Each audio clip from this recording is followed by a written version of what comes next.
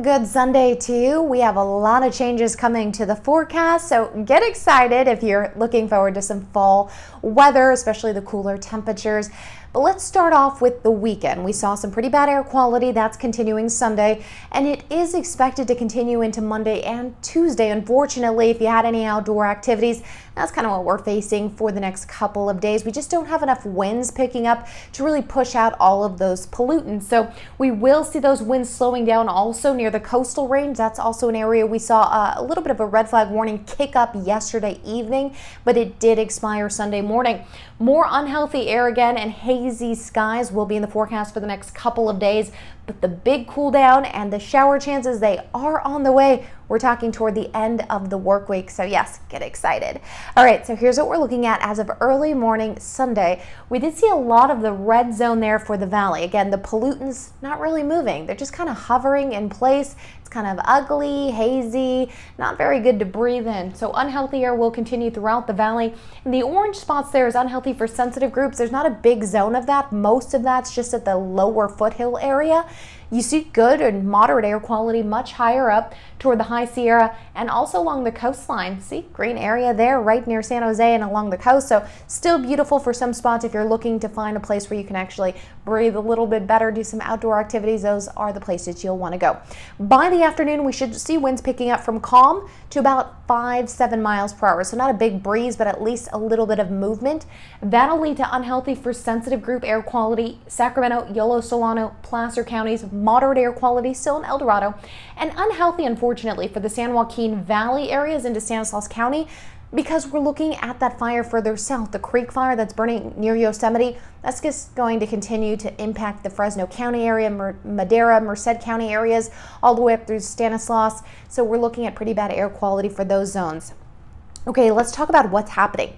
High pressure systems overhead here are starting to weaken and shift toward the east, but that's going to keep a zonal flow of air off the coastline. So you notice that the big jet stream doesn't go up and over on this side toward the ocean. What it's doing is kind of a straight shot.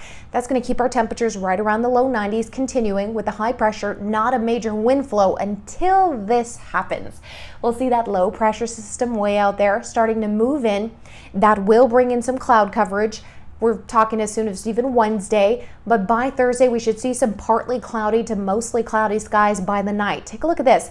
We get into our timing here of Thursday, and you notice that by 5 a.m. we're seeing a pretty good amount of clouds starting to roll in. Some green there off the coastline is a little bit of moisture, but that big green blob, that's what could bring us rain as soon as even Friday. We could see that at 9:30 a.m. on Friday. Take a look at the valley all the way down along the coastline, even north of Los Angeles. So we're looking good when it comes to rain chances. We do have a pretty good shot here, I'd say Friday night into Saturday. And take a look at Saturday. This is where it gets a little iffy because you notice there's a big area here that's pretty much clear.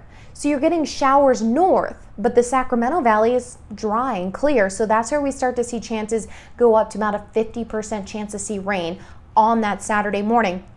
But hey, I think we do have a pretty good shot at seeing something. Now, as we start moving into next week, everything clears out. We get a high pressure system building and all the moisture remains further north in the Pacific Northwest. So we will avoid it. But hey, we're still getting cooler temperatures on the way. That'll continue to bring us cooler temperatures even into next week. So let's take a look at the winds. You notice the winds still remaining pretty calm for the most part to light. You get a little flare up a little bit for areas right around the coastal range. See the blue zone there, but as Monday comes in 11 p.m., we're not looking at this major wind event. We're going to see all the pollution stay in place, all of the bad air quality, it's still going to stick around, unhealthy for sensitive groups. But look at this, low 90s the next 3 days because nothing's really happening or shifting. Then we start to get the cold front starting to arrive. It brings us the clouds on Thursday, 76. Look at that, about a 10-degree drop in temperature.